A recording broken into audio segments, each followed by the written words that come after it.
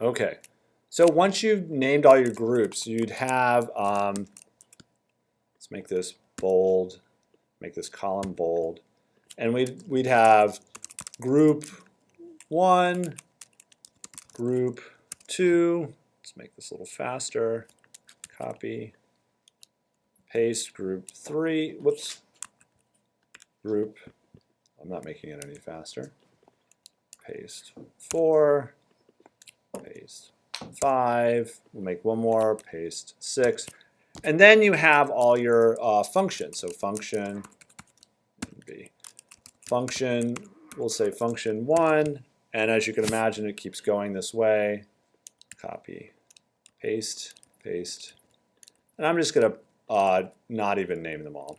Actually, we'll do 2, 3, 4, 5, oops, 6, 7, paste, 8, 9. So, and now the idea is like for function 1, if it was placed under group 1, you put a 1 here. And then you go through the next set, and if it was placed there in group 1 again, then you turn 1 into 2.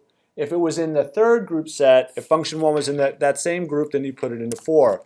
You turn it to 3. But if it was happened to be in the, once you get to the fourth round of fourth set of data, and someone put function 1 in group 3, then you put a 1 there, okay? And then you go to the fifth round of data, and maybe that person put it into group 5, and you put a 1 there. So each time it appears, and then you go on to function 2, and you go to the next data set, and you say, function 2 was put into group 2 one time. Then it was put into group 3 one time. But then it was put into group 2 again in the third set of data, so I changed that to a 2. And then it was put into group 3, so I changed that to that one to a 2. And now I'm on to the fifth set of data, and somehow that was in group 1. So every row, the total should always be 5. If that's, you have 5 sets of data, this number total should always match. The sums of these rows of numbers should always match, if that makes sense, okay? Because it's a count of a function for each data set, and it's in each group, all right? So this shows where functions were put into common groups, and you're going to be looking to see where functions, and instead of saying function 1, 2, 3, 4, you should just put the full text here, all right? So you can read it. And then the next version of this document, all right, so let me delete this data. All right, you want to do this again, but you also want to check for how functions were matched up with one another. Does that make sense? So you need to know which functions were commonly put with other functions. All right, so you have a second Excel spreadsheet, and this time it's functions on both.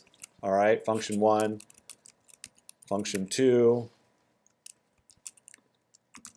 function 3, function 4, function 5, function 6. And again, we had 5 sets of data, so function 1 is obviously going to be with function 1 all 5 times because it's the same one, right?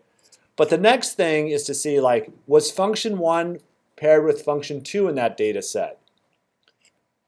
Yes, so that's a 1. Was it paired with function 3? Yes, it was also paired with function 3, but it wasn't paired with function 4 or function 5 or function 6. And then I go through again. Was function, in the next data set, was function 1 paired with function 2? Again, it was. 2, that's good, commonality.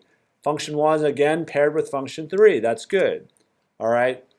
But someone else put it with function 5, all right, in that data set. Okay? So the idea is you're matching. So for each data set, and then you have to, the idea is what you would rather do is instead of switching from data set to data set for function, you should go through all the functions of a data set. So the way I would do this is I would start with function 1, see if it was matched with any of these 6. Obviously function 1 goes with function 5. And in fact, so it should start with a 1. All right, then is it matched with these other ones in the first data set? Is function 2 matched with the other ones in the first data set? Is function 3 matched with any of these other ones in the first data set? So for each data set, it's got to be matched with at least one or itself. So function 3 is always matched with itself. all right? But if someone left function 3, it's like this one they didn't get, all right? They're like, I don't know what this one. The only match then is with itself, okay? If it was matched, if function 3 was matched with function 5 all 5 times, then that would be a 5, okay? Through all 5 data sets, it would be a 5, okay? So the max number in any matched up function to function can be only a 5. So obviously if this is 5 and 3 where they all match, then that means 5 and 3 over here should also be a 5 because they were with each other. Does that make sense? So they would be paired up, but that's not going to be typical. But you should see these matchups. So the idea is to see where functions were arranged together, as well as how functions were arranged in groups in the previous version. Okay? Does that make sense? And that's going to give you an understanding of where people sorted things in common and hopefully gave common headings as well. All right?